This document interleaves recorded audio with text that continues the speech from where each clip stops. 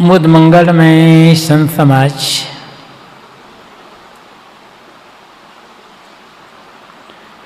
धर्मानुरागी सज्जनों,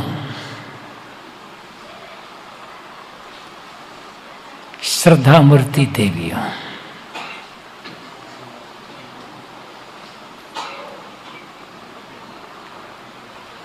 आज का यह कार्यक्रम पूज्यवर गुरुदेव जी के जन्म दिवस के उपलक्ष्य में आयोजित है। तो बताया गया अंग्रेजी तारीख के अनुसार उनका जन्मदिन 17 अगस्त पड़ता है और हिंदी महीना के अनुसार भादों कृष्ण द्वादशी जन्माष्टमी की 4 दिन बाद।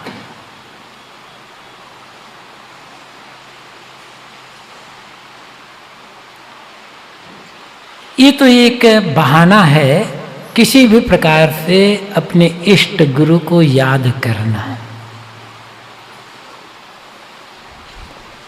जो व्यक्ति जिससे जुड़ा होता है, जिस संत से, जिस गुरु द्वारा उसे विशेष प्रेरणा मिलती है,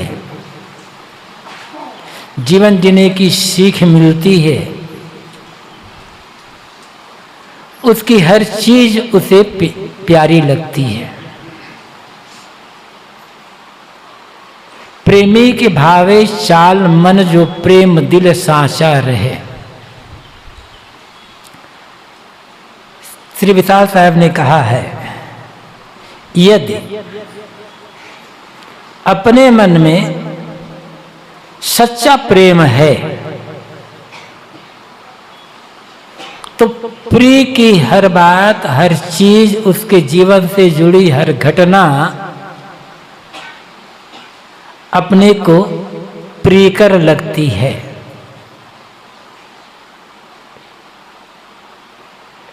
और प्रियकर लगने का अर्थ है जब जब उसकी याद आए तब तक मन में खुशी का, प्रसन्नता का, आनंद का अनुभव हो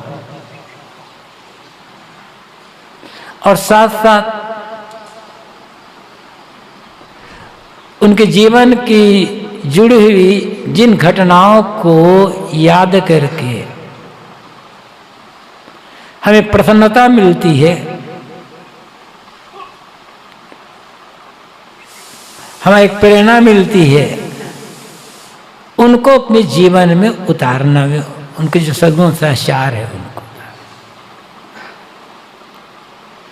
यहाँ बैठे हुए अधिकतम लोग जो साधु समाज बैठा हुआ है, उनमें से तो अधिकतम लोग गुरुदेव जी से जुड़े रहे हैं। कोई कोई बाद में आए, लेकिन सुने तो उनके बारे में है ही।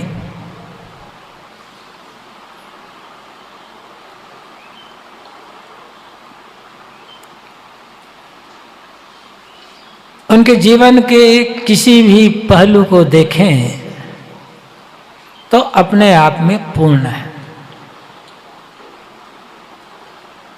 स्वाध्याय, साधना, सेवा, ध्यान समाधि, किसी भी अंश को ले लें, सब जानते हैं गुरुदेव जी की स्कूली पढ़ाई नहीं के बराबर, मात्र 6 महीना, किंतु स्वाध्याय के बल पर उनका अध्ययन का क्षेत्र कितना विस्तृत था और उन्होंने इतनी जो पुस्तकें लिखी उनमें साधना का जो बल है वो तो है ही, स्वाध्याय महत्वपूर्ण है। साधना के बल पर अनुभव की बातें बताई जा सकती है। लेकिन मात्र साधना के बल पर अनेक विषयों पर पुस्तकें नहीं लिखी जा सकती। उसके लिए विद्वता की आवश्यकता होती है, और विद्वता साधना से नहीं मिलेगी, साधना से अनुभव होता है। विद्वता अध्ययन से आती है।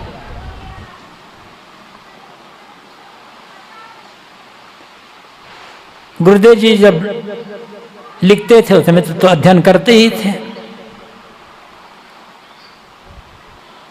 लेकिन जब ऐसा कोई प्रवचन का या ऐसा कोई साधना का कोई समय नहीं रहता था, या ऐसे कोई मिलने जुलने वाले नहीं रहते थे, जब कोई बिहारी चर्चा नहीं होती थी, तब वे किसी न किसी ग्रंथ का अध्ययन करते रहते थे। चाहे बीजक ही पढ़ना हो या कुछ भी हो, हमेशा वो अध्ययन करते रहते थे।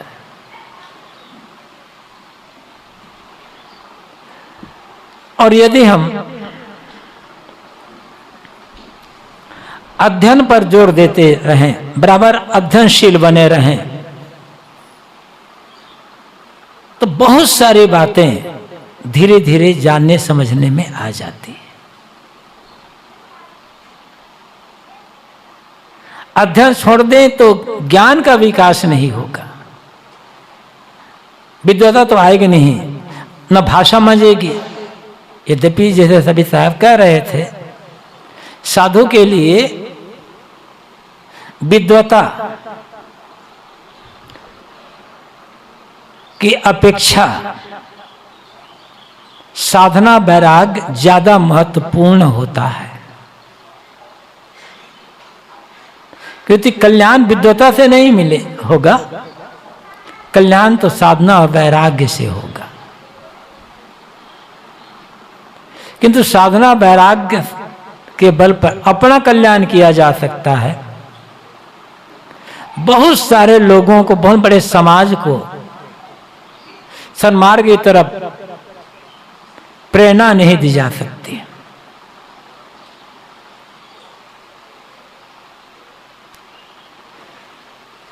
साधना मार्ग में जितने भी लोग आते हैं,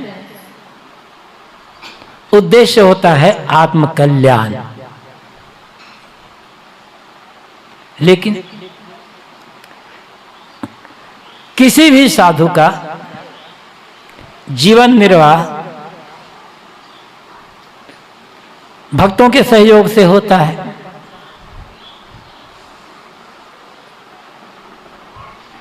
तो हमें जब भक्तों से सहयोग मिल रहा है तो हम उन्हें क्या दें? दुनिया तो आदान प्रदान की जगह, लेन देन की जगह है। उनसे हमें जीवन निर्वाह की चीजें मिल रही है, तो हमारे द्वारा उन्हें क्या मिलना चाहिए? सद्प्रेरणा, सदुपदेश। तो उसके लिए ज्ञान भी चाहिए, जानना, विद्वता भी चाहिए।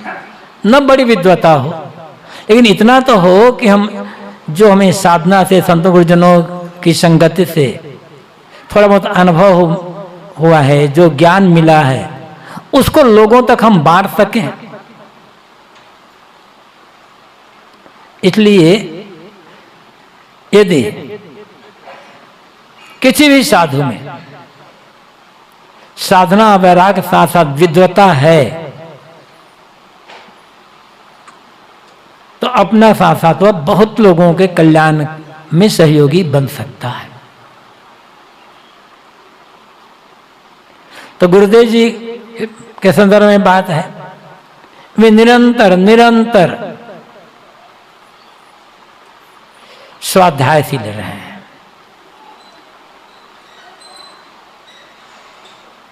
और इसी के बल पर इतनी पुस्तकें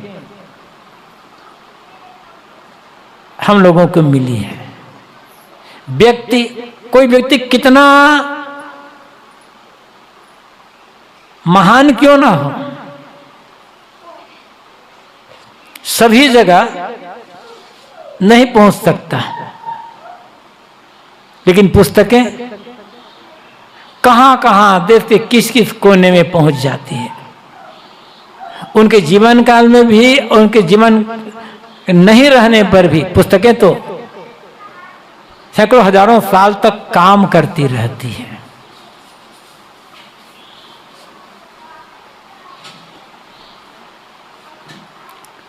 तो खास बात है, साधना तो चाहिए ही, स्वाध्याय चाहिए, और केवल दूसरों को समझाने के लिए नहीं, क्योंकि हम सुबह से शाम तक ध्यान समाधि में बैठकर नहीं रह सकते। सुबह से शाम तक जब से नींद खुलती है तब से लेकर रात में जब सोने जाते हैं तब तक 16-18 घंटे का समय, इस 16-18 घंटे के समय में मान लो हम 3-4 घंटा शरीर के नित्य क्रिया आदि के लिए निकालने, भोजन ये सब में, स्नान ध्यान सब के लिए निकाल दें। 4-5-6 घंटा भी मान लो, 6 घंटा व्यवहारिक काम कर लिए, सेवा का काम किए, तो 4 घंटा शरीर के जो दैनंदिन क्रियाकलाप उसमें निकल गए। 6 घंटा व्यवहारिक काम में निकल गया, उसमें 1-2 घंटा और निकाल दें लोगों में मिलने जुलने के लिए, तो 12 घंटे हो गए, और बाकी 6 घंटा और तो बचा होगा हमारे पास। तो क्या होगा? खाली बैठेंगे तो मन खुराफात करेगा, और लोगों के पास जाएंगे तो प्रपंच की बातें सुनने की मिलेगी। यदि हम उस 6 घंटे को, 6 घंटा नहीं 4 घंटे को भी स्वाध्याय में लगा दें तो हमारे समय का सदुपयोग होगा, नई नई बातें जानने समझने में आएगी, कहाँ कहाँ में से हमसे त्रुटियां होती है उस स्वाध्याय के बल पर ये भी जानने में आएगी, और ज्ञान तो बढ़ेगा बढ़ेगा। गुरुदेव जी के जीवन से हमें एक प्रेरणा ये मिलती है, देखे ही हैं उनको,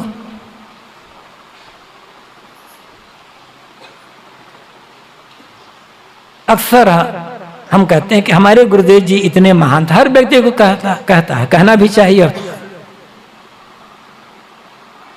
गुरुदेव जी ने कितनी पुस्तकें पढ़ी होगी कहा नहीं जा सकता, और हम मात्र गुरुदेव की लिखी पुस्तकों को पूरा नहीं पढ़ पाए। कितनी कमजोरी हम हर साल याद करते हैं गुरुदेव जी को, हर साल उनके त्याग वैराग और सारी बातों का वर्णन करते हैं, लेकिन जितनी पुस्तकें गुरुदेव जी ने लिखी है उनको, उन्हीं पुस्तकों को हम ठीक से पढ़ लेना तो हमें बहुत सारी बातें अपने कल्याण के लिए और दूसरों समाज की सेवा के लिए भी बहुत मिल जाएगी।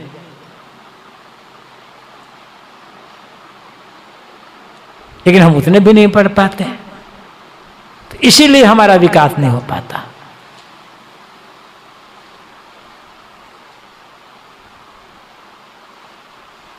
और आज के जमाने में कहें तब चाहे व्यंग कहो, चाहे हकीकत कहो, चाहे हमारी कमजोरी कहो, एक जमाना था समाज की स्थिति में, जैसे कि हम तैतृपनिषद में देखते हैं, तो जो वहाँ आचार्य ने, गुरु ने अपने शिष्यों को दीक्षांत भाषण में कहा है, हर काम के साथ कहा है, हर काम के, हर बात के साथ उन्होंने जोड़ा है, स्वाध्याय प्रवचनाभ्याम मां प्रमाद। स्वाध्याय और प्रवचन में प्रमाद मत करना, स्वाध्याय करना और स्वाध्याय से जो मिला से दूसरों को बताते रहना, इसमें चूक मत करना। तो एक जमाना था जब लोग शास्त्र और ग्रंथ पढ़ते थे, धीरे धीरे जमाना बदला से और विकास हुआ तो शास्त्र और ग्रंथ पढ़ना बंद हुआ, पुस्तक पढ़ना शुरू हो गया। थोड़ा सा और लोग शिक्षित हुए तो पुस्तक पढ़ना बंद हो गया, बुक पढ़ना शुरू हुआ, और शिक्षित हुए तब बुक पढ़ना बंद हो गया, फेसबुक पढ़ना शुरू हो गया। ये हालत स्थिति है। कहां से हमें कल्याण की प्रेरणा मिलेगी? बात में ये कह रहा था कि हम गुरुदेव जी की याद तो करते हैं, उनका साधना हम ऊंचाई तक हम नहीं पहुंच पाते हैं, चलो मानते हैं। जितनी वो सेवा करते थे जिस ढंग से, वो हम नहीं कर सकते। स्वाध्याय के लिए समय हमारे पास में है ना, इस एक अंश को भी हम अपना लें, अपने को हम स्वाध्याय में जोड़ दें, तो सेवा भी अपने आप आ जाएगी उसमें और साधना भी आएगी आगे। जो बराबर स्वाध्यायशील है, स्वाध्याय रत है, उसके मन में सेवा की भावना नहीं होगी, ऐसा नहीं है। यदि सचमुच में समर्पित होकर स्वाध्याय कर रहा हो तो, और स्वाध्याय से सेवा में बल मिला और प्रसन्नता पूर्वक सेवा कर रहे हैं समर्पित होकर के, तो निश्चित ही मन साधना में लग जाएगा। साधना ऐसे नहीं बनती है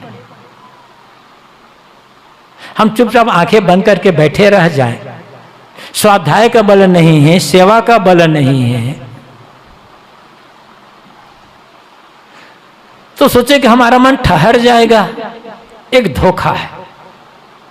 एक भूमिका, एक प्लेटफार्म तैयार करना होगा ना।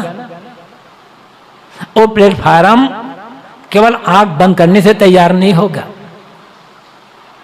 स्वाध्याय और सेवा का सहारा लेना ही होगा।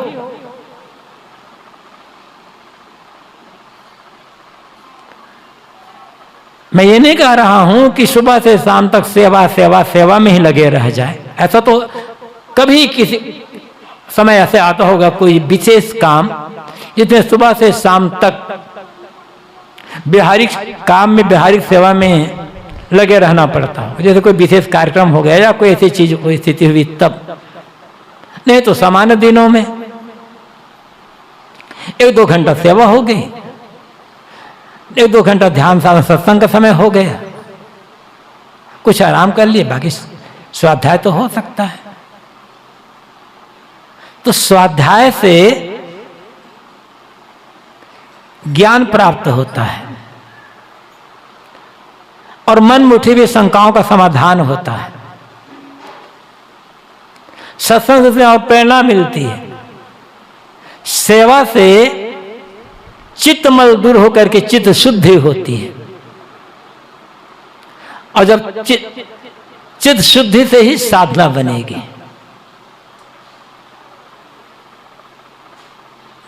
गुरुदेव जी के जो वरिष्ठ गुरु भाई रहे हैं, श्री निहाल साहब जी या श्री विमल साहब या अन्य और संत, वे बताते थे कि गुरुदेव जी किस प्रकार से स्वाध्यायशील भी रहे, साधना में लगे रहे, सेवा में लगे रहे।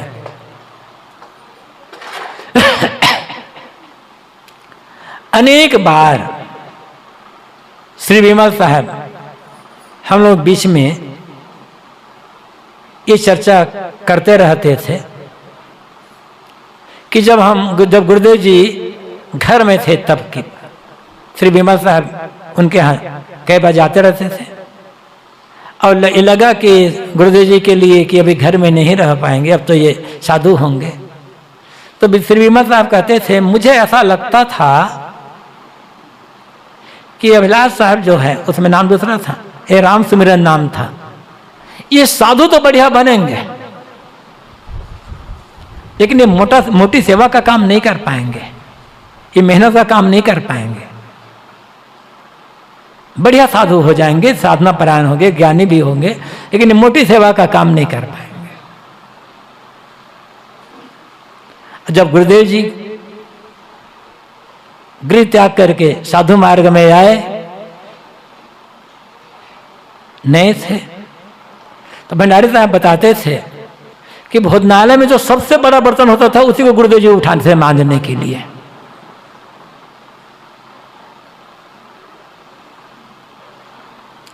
कोई काम ऐसा नहीं है।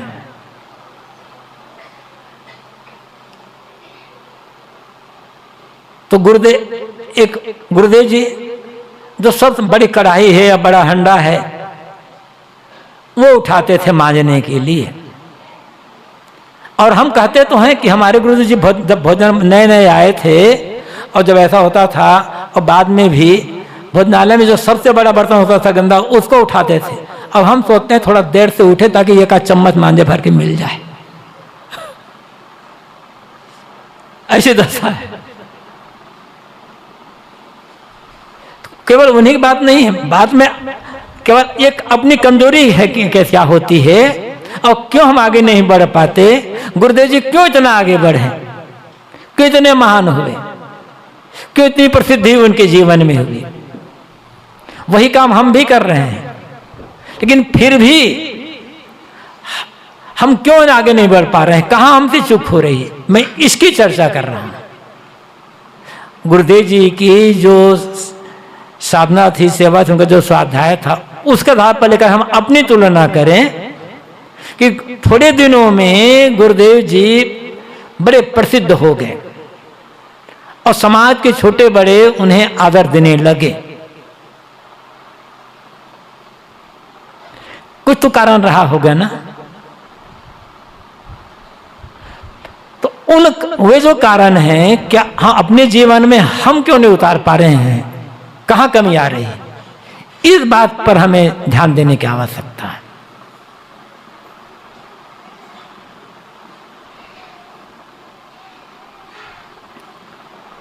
और गुरुदेव जी के मन में कभी भी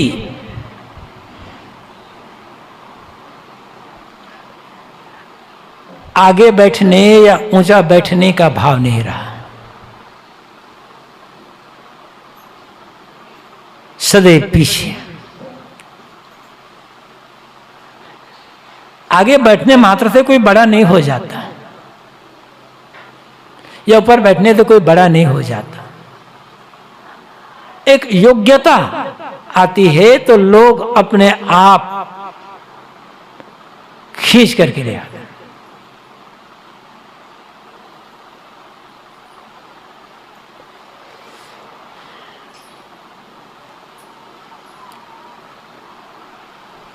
आवश्यकता इस बात की, विनम्रता आए बिना हम कभी आगे नहीं बढ़ सकते।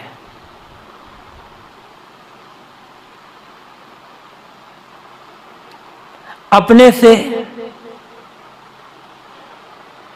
जो बड़े रहे हैं, गुरुदेव जी के बड़े गुरु भाई, उनके प्रति उनके मन में कितना आदर का भाव रहा है, सम्मान का भाव। गुरुदेव जी के बड़े गुरु भाई लोग भी गुरुदेव जी को गुरु तुल्य ही आदर देते थे, लेकिन गुरुदेव जी जब तक उनका शरीर रहा तब तक अपने गुरु भाई को कितना आदर देते रहे, कितना सम्मान देते रहे। हम नहीं दे पाते।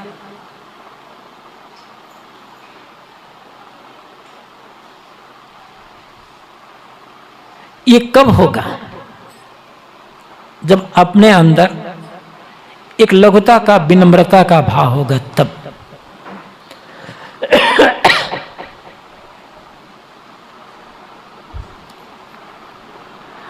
यदि हम अपने को मात्र एक साधक माने, और साधक हैं,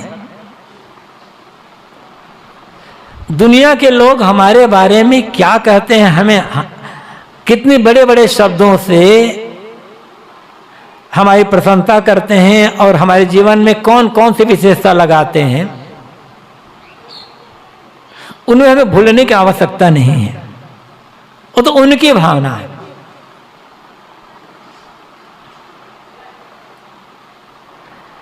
यदि हमें कल्याण का काम करना है तो हर समय अपने को एक सामान्य साधक मानना होगा। मानना क्या है भी, हम अपने दुख निवृत्ति के लिए हम काम कर रहे हैं ना। त्याग और वैराग और साधना का काम जो हम करते हैं तो उस पर हम किसी का उपकार नहीं कर रहे हैं, अपने दुख निवृत्ति के लिए हम काम कर रहे हैं। तो इसका क्या अहंकार करना। एक साधक का भाव मन में बनाकर रखना होगा, तब हम आगे बढ़ पाएंगे। और ये भाव नहीं आ पाता हमको हमारे अंदर। तो हर साल गुरुदेव जी के जन्मदिन के उपलक्ष्य में कई कार्यक्रम हम करते हैं। यहाँ करते हैं, अन्य जगह करते हैं। प्रयागराज में भी ध्यान शिविर का समापन गुरुदेव जी के जन्मदिन के पर ही किया जाता है, हिंदी महीना के अनुसार से। हम चर्चा तो करते हैं, हर साल कहते हैं ऐसा वैसा, लेकिन हो नहीं पाता।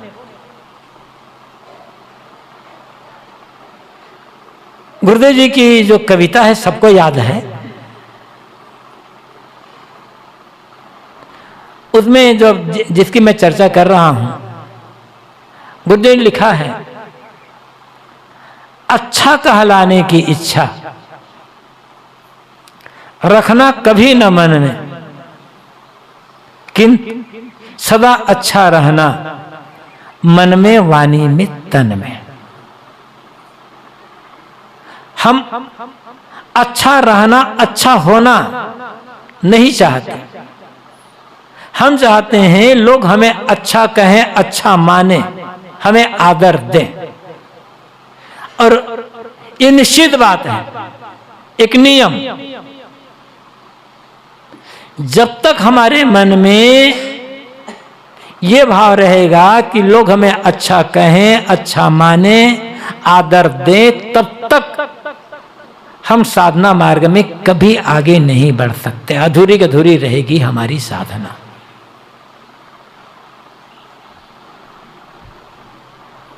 हमें कोई अच्छा ना कहे, कोई अच्छा ना माने, किंतु हम अंदर से अच्छे हैं। हमारा मन गवाही दे रहा है कि नहीं, जो मैं कर रहा हूं विवेक पूर्वक कर रहा हूं, एक साधक को जैसा करना चाहिए वैसा कर रहा हूं। एक साधु की रहनी जो होनी चाहिए धीरे धीरे वो रहनी मेरे जीवन में आ रही है।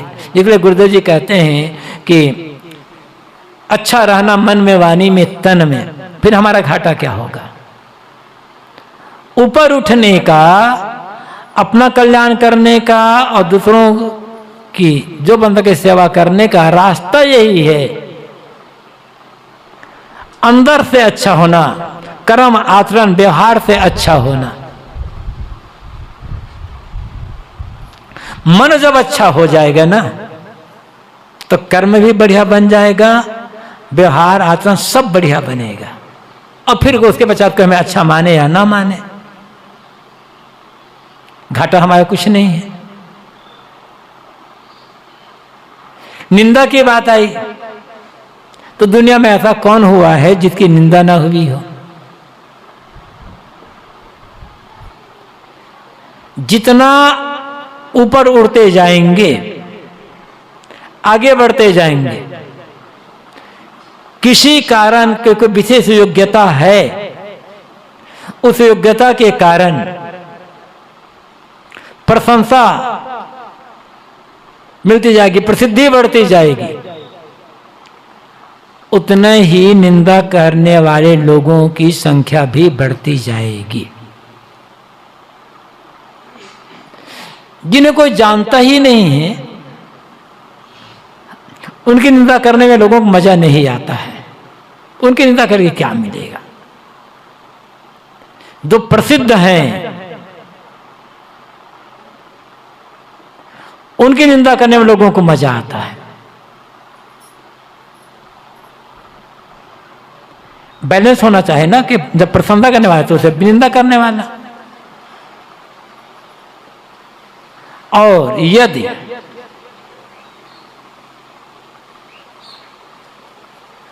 निंदा सुन करके दुख हुआ, मन उदास हुआ, तब फिर हमें समझना होगा कि हमारे साधना में भी बहुत कमी है।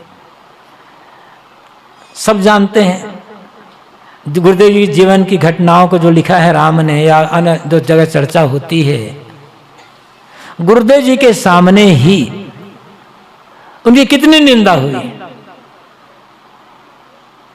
ऐसा नहीं कि पीठ पीछे तो निंदा हुई ही, पीठ पीछे तो लोगों ने बहुत कुछ कहा ही, लेकिन सामने ही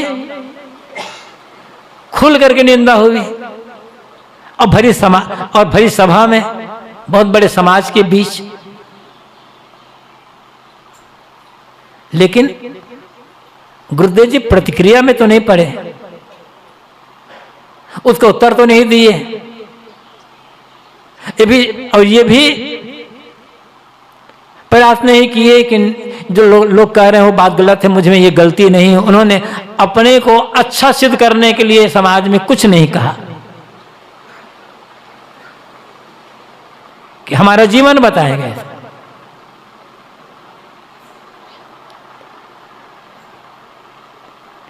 कई बार चर्चा दौरान गुरुदेव जी कहते थे, सभा में भी कहें कई बार,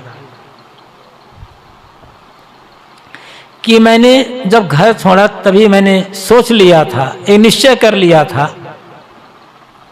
कि यदि आत्मकल्याण का और लोक सेवा का काम करना है तो प्रतिक्रिया में नहीं पड़ना है। और यह गुरुदेव जी ने किया। हमारी जो शक्ति प्रतिक्रिया में नष्ट होती रहती है, उसी शक्ति को, उसी ऊर्जा को हम यदि सेवा साधना में लगा दें तो हमारा काम हो जाएगा। प्रतिक्रिया में पढ़ करके आज तक किसको शांति मिली है और किसके मुंह को बंद किया जा चुका है? 2-4 लोगों को उत्तर दोगे तो 10-20 लोग मिल जाएंगे विरोध करने वाले। और निंदा सुन करके चिढ़ना या प्रतिक्रिया करना बंद कर दें। जितने निंदा सुन करके प्रतिक्रिया करना या चिढ़ना बंद करेंगे, निंदकों की संख्या उतनी अपने आप घटती चली जाए, कुछ करना नहीं होगा। सबसे बढ़िया उत्तर गुरुदेव जी भी कहते थे कि निंदक को सबसे बढ़िया उत्तर है मौन रहना। फिर अपने आप किसी व्यक्ति को आप गाली दो, जो मन में आता है वो गाली दो, और गाली सुन करके वह सामने वाला व्यक्ति भी आपको गाली दे रहा है तो उसकी गाली सुन करके आपको और क्रोध आएगा, तो आप और गाली दोगे, और यदि उसने और गाली दी तो आप और अधिक गाली दोगे। लेकिन आपने पहली बार गाली दी और वो एकदम मौन होकर रह गया, शांत रह गया, तो अब दोबारा गाली थोड़े दोगे, अपने आप खत्म। यही रास्ता है, कल्याण का रास्ता या लोक मंगल का रास्ता, लोक सेवा का रास्ता, यही रास्ता है। और गुरुदेव ने ये रास्ता चल कर दिखाया भी, जैसा कि गुरुदेव ने लिखा भी है। और जो लिखा है वो जी करके लिखा, ऐसा नहीं है कि केवल लिख दिया। अपनी निंदा कभी श्रवण कर क्षोभ न मन में लाना। सावधान करता नित निंदक, मन को बोध कराना। निंदक हमें सावधान करता है।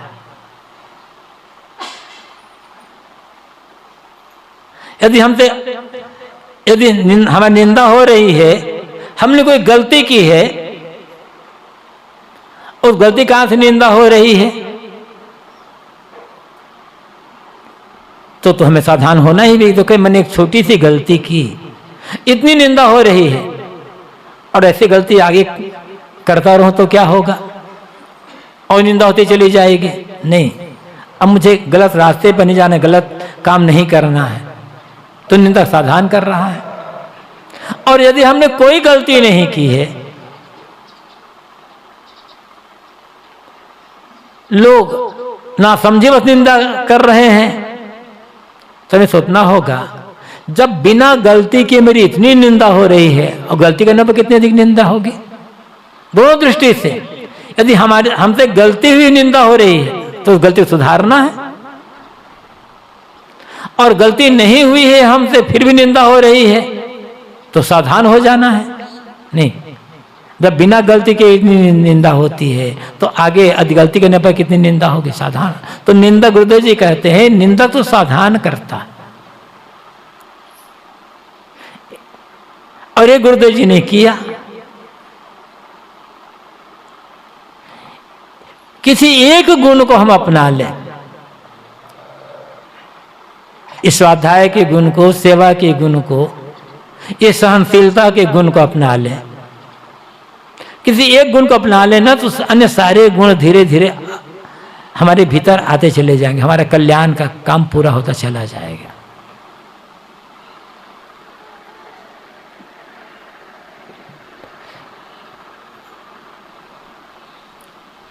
साधना, इसमें तो गुरुदेव जी के लिए कुछ कहना ही नहीं है।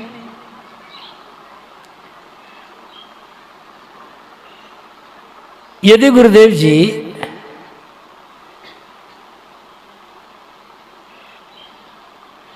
ध्यान शिविर का आयोजन न किए होते, शुरुआत न किए होते, तो आज जगह जगह अन्य जो संत लोग हैं वो भी ध्यान शिविर का आयोजन करते रहते हैं। ये तो इसके बारे में कोई कभी कोई सोचता ही नहीं।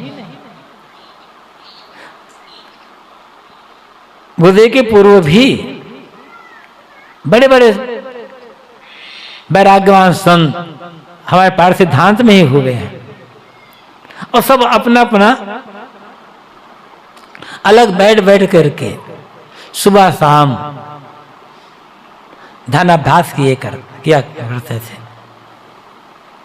जब हम साधु मार्ग में नहीं आए थे उसके पहले, और साधु मार्ग आने के बाद भी देखते थे। तो पहले ऐसा जैसे आजकल जमात चलती, व्यवस्थित एक समाज जगह कार्यक्रम ऐसा तो नहीं होता था। जमात चलती थी, किसी गांव में 10 दिन 15 दिन, सप्ताह भर 5 ऐसा रहा करते थे। सुबह बंदगी हो गई, जैसे हो गया सब संत उठे। और आजकल जमाना जैसे कि आज घर में बाथरूम या शौचालय है, ऐसा तो था ही नहीं। कहीं बाहर दूर जाना पड़ता था लोटा या कमंडल लेकर के। एक बात याद आ गई, हंसी है। जब यहां रहते थे प्रयागराज में, तो किराए मकान में रहते थे पहले, जब शुरुआत में किए तो एक ही शौचालय था। ये जानते थे कि शौचालय भर जाएगा तो कहाँ जाएंगे बाहर। और उस समय स्थिति आश्रम में बहुत समान स्थिति थी, चीजें थोड़ी थी। तो जैसे ये लोहा वाली बाल्टी होती है ना, इतनी बड़ी बड़ी बाल्टी, 4 लीटर 5 लीटर पानी आने वाला, ऐसी बाल्टी लेकर हम लोग दूर जाते थे शौच करने के लिए।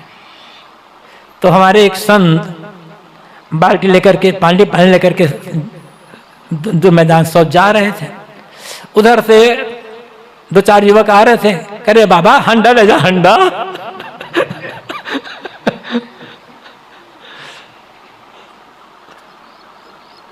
तो बात में कह रहा था कि लोग बड़े बड़े रखते थे लोटा, 2.5 लीटर 3 लीटर पानी आना ले जाते थे, दूर चले जाते थे।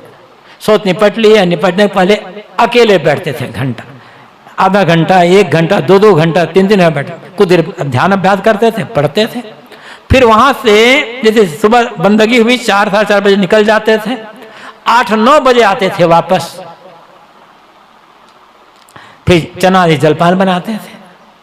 तो अकेले अकेले तो ध्यान अभ्यास करते थे, लेकिन समूह में हो या तो वैसा जमाना रहा होगा, सुविधा नहीं रही होगी, या किसी की सूझ नहीं हुई।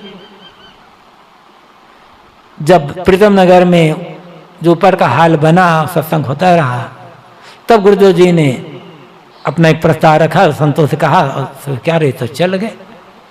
फिर ये प्रक्रिया चालू हो गई।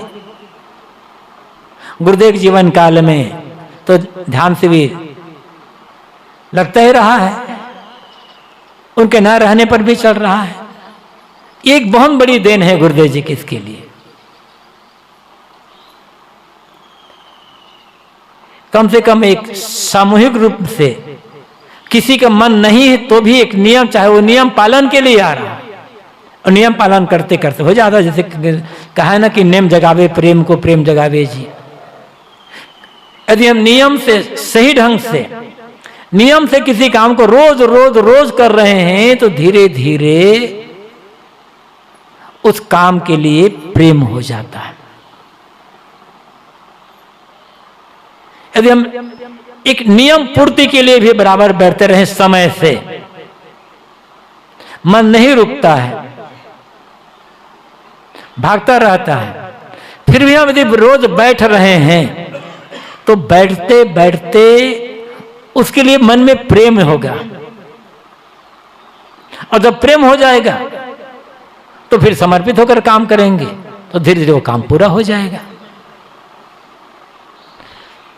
तो हमारे पारस सिद्धांत के लिए, हमारे समाज के लिए ये जो ध्यान शिविर का आयोजन हुआ, गुरुदेव जी ने शुरू किया, एक बहुत बड़ी देन है गुरुदेव जी की पूरे समाज के लिए। ऐसी तमाम बातें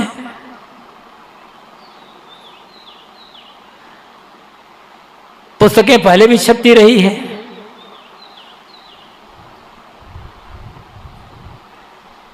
भयान या अनुमुक्ति द्वार सब पुस्तकें पहले छप गई थी, लेकिन एक पुस्तकों के लिए एक व्यवस्थित स्टॉक रखना या कुछ ऐसे रखना, ये भी गुरुदेव जी के जमाने से शुरू हुआ। पहले तो गुरुदेव जी बनारस जाते ही थे, फिर वहीं से मंगा करके रखते थे, हिसाब करते थे। और हिसाब किताब की बात आई तो गुरुदेव जी हिसाब किताब में भी बड़े पक्के थे। किताबें कहाँ भेजी जा रही है, कितनी भेजी जा रही है, कितने कहाँ से बिक्री हुई, कहाँ से कितने कितना पैसा दिया, एक एक बात नोट करते थे गुरुदेव जी। और ये व्यवहार के लिए बहुत जरूरी। कहीं समाज है, परिवार में यदि संयुक्त परिवार है और कोई एक मुखिया है, यदि वो हर खर्च जो भी पैसा आ रहा है धान बिक्री में या कोई धार्मिक पैसा आ रहा है वो भी लिखता जाए और हर खर्च को लिखता चला जाए, तो कभी कोई पूछे ना तो बताया जा सकता है देखो ये खर्च ऐसा, अमुक समय ऐसा खर्च हुआ, ना खर्च हो रहे, तो अपने कहलाने वाले लोगों के मन में संदेह हो जाता है कि कहीं ये पैसा दबा तो नहीं रहा है या चुरा तो नहीं रहा है, या ऐसा तो नहीं है कि ये पैसा कहीं खो तो नहीं दे रहा है। गुरुदेव जी कहते थे सन 76 से पहले 75 की ही बात होगी, 76 शुरुआत में ही थे, पहले पुस्तकें बनारस में छपती थी। तो पहले तो गुरुदेव जी ही वहां रहते थे महीनों, बाद में और जो कुछ नए नए साधक आ गए वो लोग रहने लगे, पूर्व पढ़ना सीख गए, तो गुरुदेव जी भ्रमण में अन्य काम में लगने लग गए। जब गुरुदेव जी तब भी बीच बीच में 15 दिन महीना भर रहते थे, फिर 2-4 महीना बाहर चले जाते थे।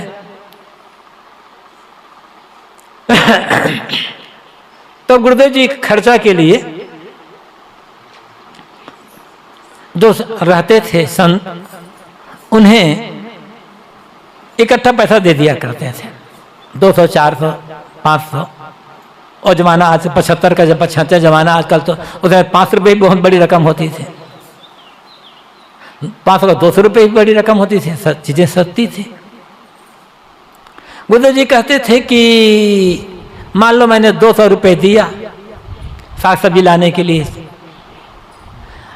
और सप्ताह भर बाद फिर कहते थे कि साहब जी सब्जी के लिए बाजार जाना है, पैसा नहीं है। तब मुझे लगता था कि अभी तो दिया था, कैसे खर्च हो गया। कहे सब बाजार आते जाते लोग पैसा गमा तो नहीं देते हैं, चुराते हैं। गुरुदेव ये लोग पैसा चुरा लेते हैं, ये तो मेरे मन में कभी 1 मिनट भी नहीं आया, सभी समर्पित थे। तो लगता है कि लोग बाजार जाते जाते कहीं पैसा को गिरा देते होंगे। लेकिन जब लिखा देता था, डायरी देखता था, लगता है ये तो पूरा पूरा हिसाब है जबड़। तो ये हिसाब किताब रखना भी, इसमें भी गुरुदेव जी ये नहीं कि खाली किताबें लिखते थे, प्रवचन करते थे, साधना करते थे, ऐसा नहीं। व्यवहारिक बातों में ही, हिसाब किताब में भी गुरुदेव जी बहुत पक्के थे। जो भी देते थे वो लिख करके हिसाब पक्का रहता था उनका। और ये एक बड़ी सीख है। और जब से वहां संस्था बनी प्रयागराज, तभी बराबर लिखा ही जाता है। अपने संतोष रहता है, साथियों को भी संतोष रहता है। तो मैं ये कहा था कि जीवन के हर पहलू में, जिस पहलू को हम लेंगे उस पहलू से हमें प्रेरणा मिलती है। चाहे छोटे पहलू को ले लें, चाहे बड़े पहलू को ले लें। याद करने का, जन्मदिन मनाने का अर्थ ही होता है छोटी छोटी बातों से लेकर के बड़ी बातों तक जो हम स्मरण करते हैं, चर्चा करते हैं, उनको अपने जीवन में उतारना। यही वास्तविक श्रद्धांजलि होती है। हम शब्द में कह देते हैं, वो तो औपचारिकता है।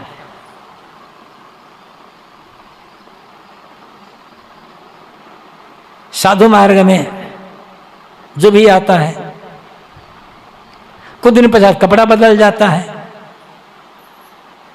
साधु का कपड़ा सफेद कपड़ा, अब पहले तो चलता था, आजकल तो कपड़ा सबका कैमरिक कपड़ा पहनने लग गए हम लोग। पहले तो चलता था मार्किन लट्ठा वाला, चाहे साधु भी हो। अब आजकल के तमाम बच्चे जानते भी नहीं होंगे कि लट्ठा किसे कहते हैं, गाया भी है। तो वैसे मोटा मोटा ऐसे पहनते थे। एक बार दोपहर के समय सब लोग आराम कर रहे थे, या आराम करने के बाद गुरुदेव जी जा रहे थे पृथ्वीनगर से कबीर नगर। थोड़ा वहां बन गया था, रहना शुरू नहीं हुआ था कि बीच बीच में जाते थे गुरुदेव जी। तो पहले आज जो कॉलोनी है वो कॉलोनी तो थी नहीं, वो जो गांव है अबूबकरपुर, वही गांव था। गुरुदेव जी जा रहे थे, शायद अकेले थे या साथ में कोई रहे, ख्याल नहीं है। अकेले, और सफेद सफेद कपड़ा। तो उधर तो कुछ युवक आ रहे थे, और युवकों मन में तो चंचलता होती, मजाक करने के भानों होते हैं। तो गुरुदेव देखा तो मजाक करते हुए कहा, बाबा को कफन की आवश्यकता नहीं, पहले से ओढ़ लिया है। सफेद कपड़ा कफन तो है ही। वो हमें सोचना है कि गुरुदेव जी ने हमें भी कफन दिया है, कितना हमारा मन मरा है। एक चीज और सोचना होगा, एक तो मर्यादा है, शिष्टाचार है, व्यवहार है। कोई भी साधक आता है तो 6 महीना, साल भर, 2 साल पश्चात रंगीन कपड़ा छोड़ करके सफेद कपड़ा पहना दिया जाता है, ब्रह्मचारी वेश जिसे कहते हैं। फिर 4 साल 8 साल बाद गुरुदेव जी तो 8 साल 7 साल 10 साल बाद ही साधु वेश देते थे। फिर साधु वेश होता है। गुरुदेव जी ने हमें साधु का वेश दिया, तो साधु का वेश दिया है तो कुछ विश्वास करके दिया होगा। अभी सोचना यह है हमें कि गुरुदेव जी ने हमें विश्वास करके जो साधु का वेश दिया है, कि उस गुरुदेव को विश्वास को मैं तोड़ तो नहीं रहा हूं साधुता विरोधी काम करके। मेरा कुछ आचरण ऐसा तो नहीं हो रहा है जिससे गुरुदेव जी का विश्वास टूटे। उसको हम याद कर लें ना, उसी को याद करें जो गुरुदेव ने मेरे पर विश्वास किया है, और विश्वास करके मुझे एक साधक समझकर साधु का वेश दिया। कहीं मेरे व्यवहार से, खान पान से, आचरण से वो गुरुदेव विश्वास टूट तो नहीं रहा है। हम गुरुदेव के विश्वास को न तोड़ पाए, न तोड़े कहीं भी, तो ये उनके लिए बहुत बड़ी श्रद्धांजलि होगी, उनका याद करना होगा। बाकी हर साल एक इस बहाने ऐसा भी होता है, हम कहीं भी रह करके गुरुदेव को याद कर सकते हैं, करते ही हैं हर दिन किसी न किसी बात को लेकर के गुरुदेव की याद तो रोज आती ही आती है। लेकिन जैसे कि ये जो आज का कार्यक्रम हुआ, या 17 अगस्त को कई लोग आयोजन करेंगे, या 30 भागवत कृष्ण द्वादशी को लोग इकट्ठा होंगे, तो इसमें आयोजन क्यों होता है? क्योंकि इसी बहाने गुरुदेव जी से जुड़े हुए अनेक लोग एक साथ मिलकर के ज्ञान चर्चा कर सके। उनके जीवन के जो विभिन्न प्रसंग हैं उनको याद कर सके। किसी ने कोई प्रसंग बताया, किसी ने कोई प्रसंग बताया, कभी कभी बातें दिमाग से उतर जाती है, तो किसी ने कोई प्रसंग बताया, किसी ने कोई प्रसंग बताया, किसी ने कोई घटना बताई, तो एक बार वो घटना हमारे दिमाग में रिपीट हो जाती है, और साथ में इकट्ठे होते हैं तो प्रेम भाव बढ़ता है। इसलिए एक ऐसे आयोजन की आवश्यकता होती है, और ऐसे का आयोजन हमेशा करते रहने की आवश्यकता है। लेकिन इतना आयोजन से ही वो श्रद्धांजलि या कृतज्ञता पूर्ण नहीं होते। उनके आचरण, जो उनके जीवन से प्रेरणा मिली, उसको। एक चीज और कर अपनी बात समाप्त करूंगा मैं।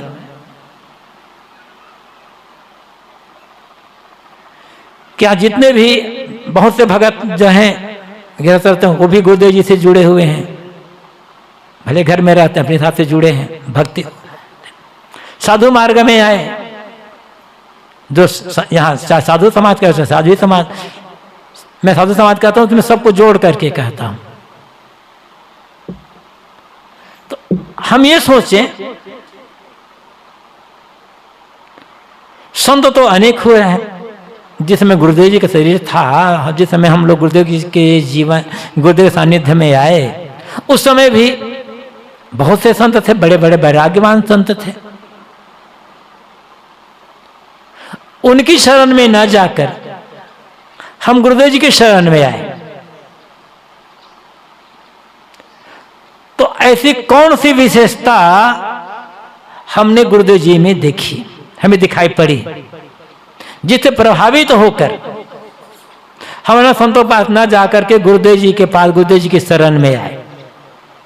कोई ना कोई विशेषता दिखाई पड़ी होगी ना, कोई ना कोई तो एक अच्छाई कोई ना कोई दिखाई पड़ी होगी। उसी मात्र, उसी एक अच्छाई को, उसी एक विशेषता को हम जीवन में उतार लेना, तो गुरुदेव के प्रति श्रद्धांजलि हो जाएगी। बस उसको याद करें कि मैंने क्या देखा गुरुदेव जी में, जिसके कारण से मैं इतना आकृष्ट हुआ, इतना प्रभावित हुआ। वो विशेषता मेरे जीवन में कितनी आई है, उसे बढ़ाना शुरू कर देंगे तो गुरुदेव की भक्ति पूरी हो जाएगी। बाकी इस बातें सभी लोग जानते हैं। ये तो एक कार्यक्रम है, मुझे कहा गया तो मैंने बोल दिया, लेकिन ये बोलना कोई बड़ी बात नहीं है। इससे और बढ़िया से बढ़िया बातें कही जा सकती है। ये तो एक अभ्यास है, और कहना चाहिए हमारे एक वाक चातुर्य है ये, बस इससे ना हमारा कल्याण होगा ना गुरुदेव के प्रति श्रद्धा सुमन होगा। जो हम जानते हैं दूसरों को बताते हैं, गुरुदेव के जिन आदर्शों से हमें प्रेरणा मिली है उनको अपने जीवन में उतारना, ये इसमें हमारा कल्याण है। और इसी कल्याण के काम के लिए हम गुरुदेव जी की शरण में आए। तो अपना कल्याण का काम हम भले अन्य प्रचार का काम या आश्रम विस्तार का काम ना कर पाए, कोई बात नहीं, अपना कल्याण का काम कर, अपने बंधनों से हम छुटकारा अपने को दिला सकें, तो ये गुरुदेव के प्रति श्रद्धांजलि होगी, उनके प्रति श्रद्धा सुमन अर्पित करना होगा। और चारि ग्रुप में उनके प्रति श्रद्धा सुमन अर्पित करते हुए अन्य लोगों की शुभकामनाएं व्यक्त करते हुए और ये संकल्प लेकर के हम गुरुदेव बता रहे थे बस चलें, इस भावना को लेकर के अपनी वाणी को मैं यहीं पर विराम देता हूं।